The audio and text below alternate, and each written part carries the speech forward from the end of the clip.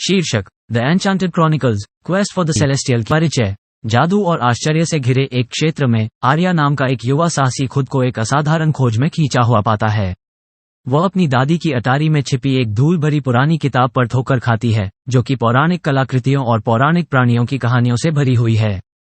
वो नहीं जानती कि यह खोज उसके जीवन को हमेशा के लिए बदल देगी। अधिनियम 1। भविष्यवाणी का अनावरण।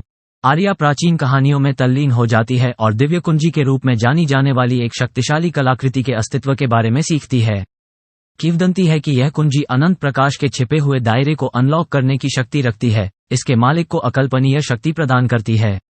लेकिन कुंजी सदियों से खो गई है और इसका ठिकाना एक रहस्य है। कहानियों से प्रेरित और सच्चाई को उजागर करने के लिए दृढ़ संकल्पित, आर्या दिव्य कुंजी को खोजने के लिए एक खतरनाक साहसिक कार्य पर निकलती है। अधिनियम 2। मित्र राष्ट्रों की फेलोशिप।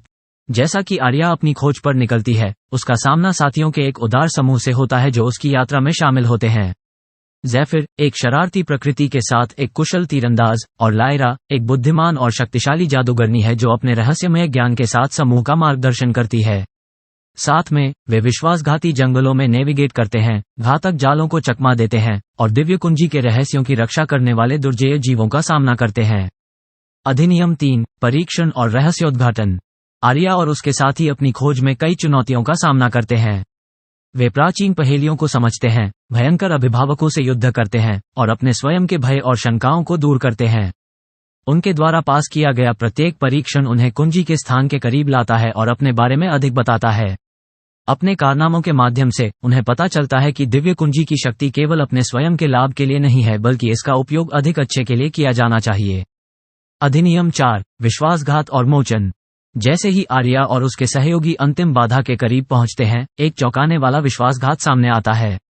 उनमें से एक गुप्त रूप से एक दुष्ट जादूगर के लिए काम कर रहा है जो अपनी नापाक योजनाओं के लिए दिव्य कुंजी चाहता है।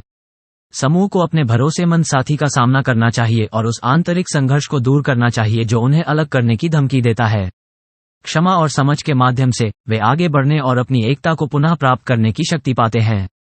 अधिनियम 5। अंतिम टकराव। नए दृढ़ संकल्प और एकता के साथ आर्या और उसके साथी उस छिपे हुए कक्ष में पहुंचते हैं जहां दिव्य कुंजी निहित है।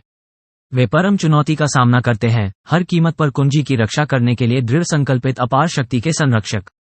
एक महाकाव्य लड़ाई में